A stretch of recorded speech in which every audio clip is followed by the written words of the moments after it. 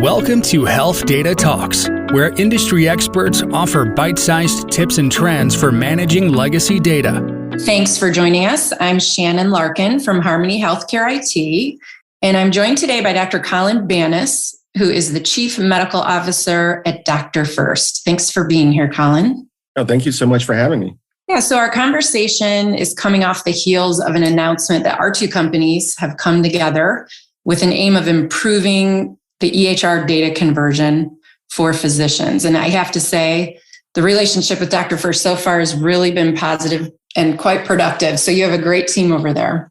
I appreciate that. I think it's an exciting time. Yeah. So talk to us a little bit about your transition. You were a CMIO and then you came over to DrFirst how long ago? Yeah, pretty interesting career trajectory for me. So I was the Chief Medical Information Officer for Virginia Commonwealth University Health System. So that's a academic health system in Richmond, Virginia, where I actually still live. I was there for 17 years practicing hospitalist medicine and informatics. And then, as you mentioned, as the Chief Medical Information Officer. And about 3 years ago, over 3 years ago now, I actually left to join DrFirst as their Chief Medical Officer to help with innovation and strategy. Perfect. So let's talk specifically about data conversion and its impact on clinicians. So start off by telling us a little bit about the drivers, for most EHR conversions today. What's the clinical landscape look like with EHR consolidation? Yeah, it's still occurring. There was a period of time where a lot of us thought, oh, everyone has an EHR now, the landscape will sort of settle out. And really, that's not occurring. You're still seeing quite a number of transitions from what I would consider some of the legacy EHRs into more contemporary ones. So a lot of Epic conversions, for example. There's also a lot of consolidation among hospitals and practices. And so when a practice or a hospital gets acquired or scooped up, there is almost always a desire to consolidate onto the core EMR of the acquiring entity. So a lot of that is still occurring in the landscape as well. And so you're still seeing quite a bit of activity in the EHR, what I would say the consolidation space. And of course, with those consolidations comes the need to migrate data. Right. And I hear you on the M&A side. In our client base alone, there is just constant activity with that. And a couple of these recent mega mergers have hit us in our wheelhouse too. So you're right. The need for taking a look at the legacy data is important. So if we drop down to the data conversion itself, what should that look like ideally from a clinical perspective when the clinician is ready to log in after the conversion has happened?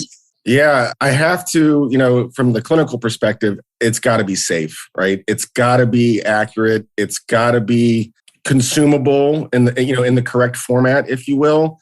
If I'm logging into the new EHR, for example, and the medications aren't there, or I can't trust what is there, or it's all free text or blob text, in such a way that the system can't use it for things like allergy checking or interaction checking, and someone on my team or even myself has to re-input that data, that's just a huge, huge barrier to not only patient safety, but also things like efficiency. And, this is all leading to things like the burnout side of the equation as well. And so I can't stress enough how fundamental it is to get data migration, data conversion accurate and safe.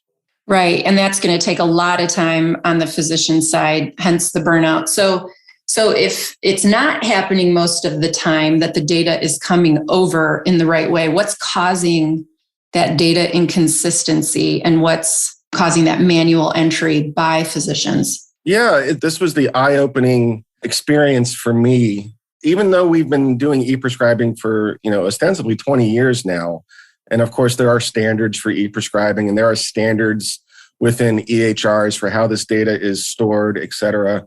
The data is still dirty, especially when it's trying to go from system A to system B. A lot of that inconsistency in the data happens because of things like different drug compendia. There are drug databases like Multum, but there's also First Data Bank. There's also Lexicon.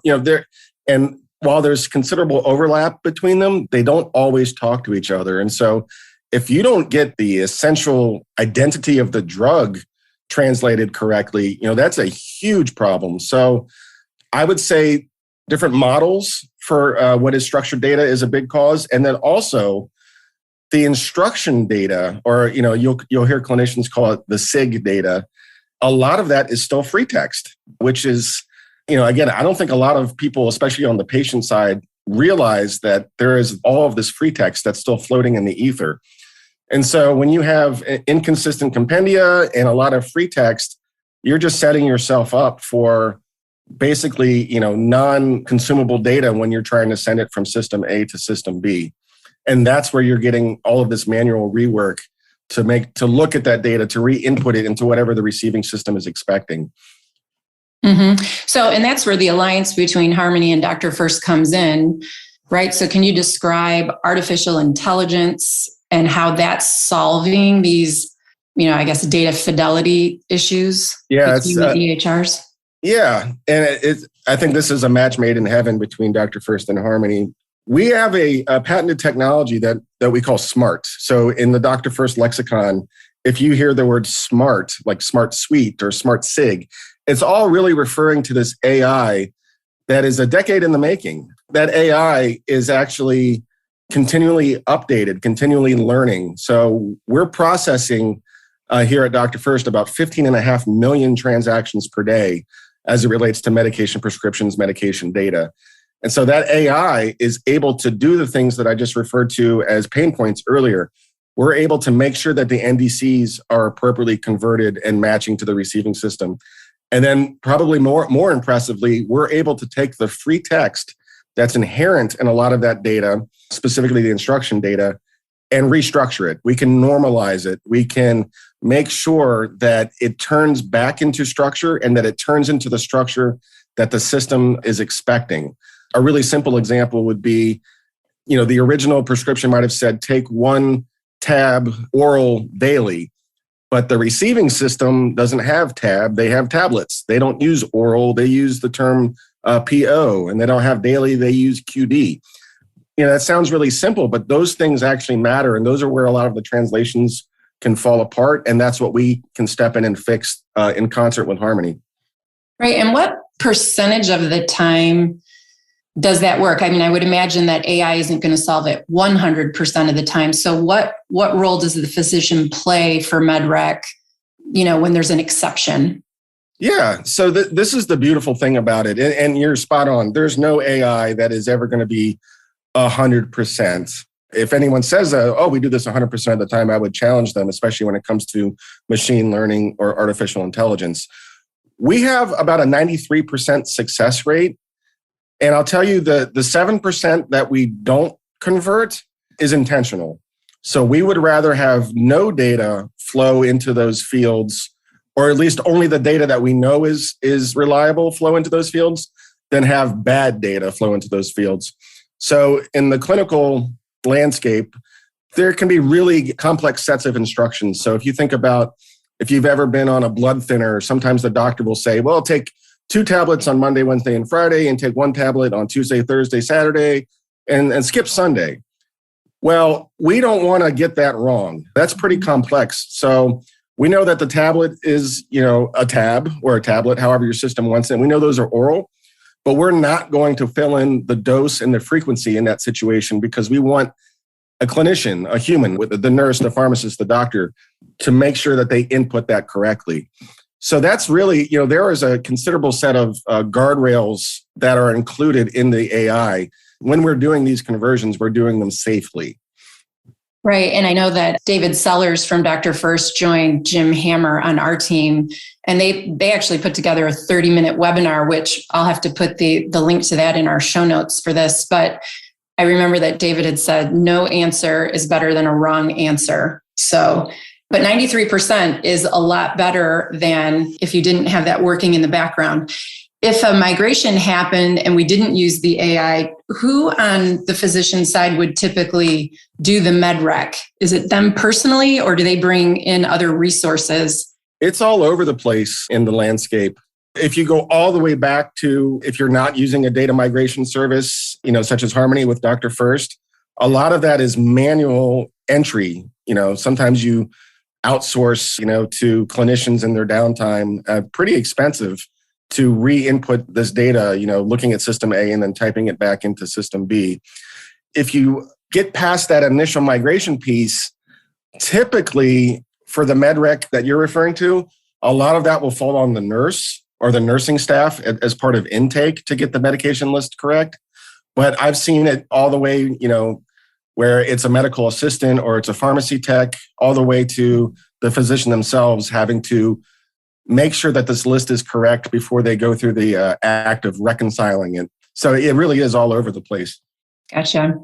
And, interoperability, I've been in health IT for a long time, and interoperability has always been a word that we've talked about. Do you think the 21st Century Cures Act will help with some of this? Just like you said, I'm sure M&A will continue on, and there will always be system transitions from system A to system B as practices and hospitals are acquired and they just move to a different instance of Epic, CERN or whatever.